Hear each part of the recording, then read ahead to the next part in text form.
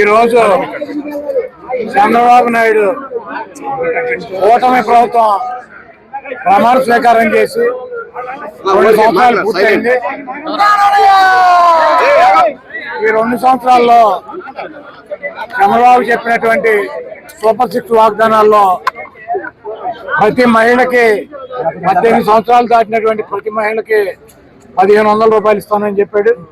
అంటే సంవత్సరానికి 18 సంవత్సరాలు దాటినటువంటి ఈ రాష్ట్రంలో ఉన్నటువంటి మహిళలు 60 సంవత్సరాలలోపు మహిళలకి ఒక్కొక్క మహిళకి 18,000 రూపాయలు చొప్పున 2 సంవత్సరాల నుంచి 36,000 రూపాయలు బాకీ ఉన్నాడు. అదేవిధంగా ఈ రాష్ట్రంలో ఉన్నటువంటి 30 లక్షల మంది నిరుద్యోగులకి 3,000 రూపాయలు నిరుద్యోగ గుర్తిస్తానని చెప్పాడు. ₹1 బిళ్ళ కూడా ఇవ్వలేదు. వాళ్ళకి 30 లక్షల మంది నిరుద్యోగులకి మరి 72,000 రూపాయలు ఆయన బాకీ ఉన్నాడు.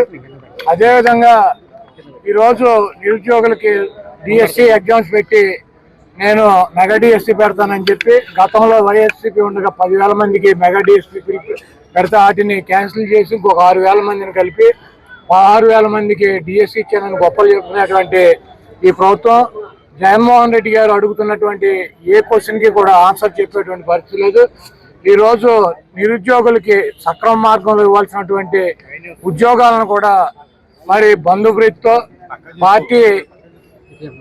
పార్టీ ప్రీతితో డబ్బు మీద మమకారంతో మరి నిజంగా రావాల్సినటువంటి వాళ్ళకి అన్యాయం చేసి ఈరోజు వాళ్ళ డిఎస్సి ఉద్యోగులు పొట్ట కూడా కొట్టినటువంటి ప్రభుత్వం ఈ ప్రభుత్వం. అదేవిధంగా ఈ రాష్ట్రాన్ని అనేక రకాలుగా అభివృద్ధి చేస్తాను, నేను సంపద సృష్టిస్తానని చెప్పాడు. సంపద సృష్టించేది ఏం లేదు. జగన్మోహన్ రెడ్డి గారు 3,50,000 కోట్ల రూపాయలు 5 సంవత్సరాలు అప్పు చేసి 3 లక్షల కోట్ల రూపాయలు ప్రజలకే సంక్షేమ కార్యక్రమాల ద్వారా అందిస్తే ఓకే గగ్గోలు పెట్టినటువంటి ప్రభుత్వం ఈరోజు 3,50,000 కోట్ల రూపాయల పైన ఈ 2 సంవత్సరాల్లో అప్పులు చేసి అంతా కూడా ఆ కాంట్రాక్టు ఈ కాంట్రాక్టు ఈ వర్క్ ఆ వర్క్ అని చెప్పి ప్రజల సొమ్ముని లూటీ చేసి దోచుకునేటువంటి కార్యక్రమం మరి చంద్రబాబు చేస్తున్నాడు. సంపద నేను సృష్టిస్తానని చెప్పి ఇప్పుడు అధికారంలోకి వచ్చినాక చెబుతున్నాడు చంద్రబాబు నాయుడు గారు.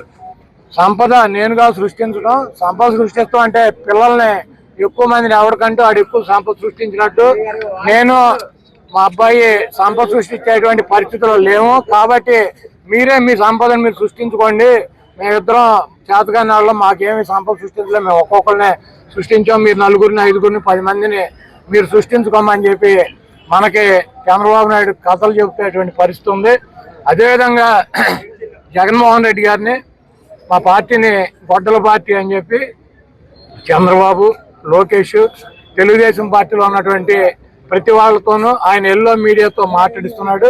అవును, జగన్మోహన్ రెడ్డి గారు ఆయన పార్టీ డెఫినెట్ గా తెలుగుదేశం పార్టీ గొడ్డల పార్టీ లాగానే కనపడుతుంది.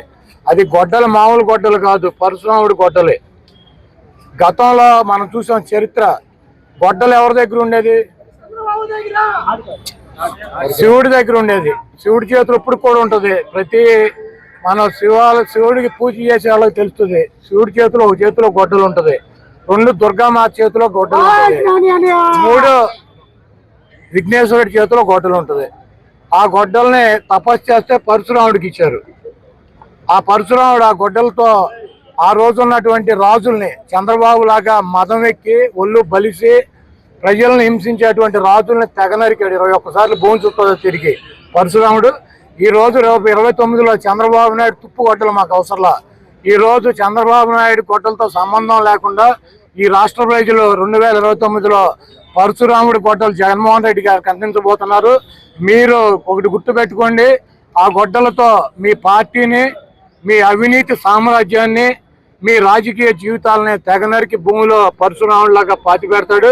డెఫినెట్ గా జగన్మోహన్ రెడ్డి గారిది గొడ్డల పార్టీ లాగా, జగన్మోహన్ రెడ్డి గారి త్రిశూలం లాగా మీకు కనపడతాడు. దాంట్లో తప్పులేదు. మీ కర్మ, మీరు చేసినటువంటి పాపాలకి, మీరు చేస్తున్నటువంటి అబద్ధాలకి, మీరు చేస్తున్నటువంటి 420 కార్యక్రమాలకి డెఫినెట్ గా జగన్మోహన్ రెడ్డి గారు మీ గొడ్డల్లా కనపడటంలో మీకు, మీ పార్టీకి, మీ అభిమానులకి, మీ మీడియాకి తప్పులేదు.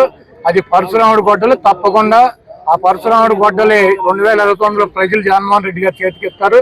ఆ ప్రజలు ఇచ్చినటువంటి గొడ్డలతో మీ అవినీతి సామ్రాజ్యాన్ని పోకటి వేలతో సహా పగలిస్తారు.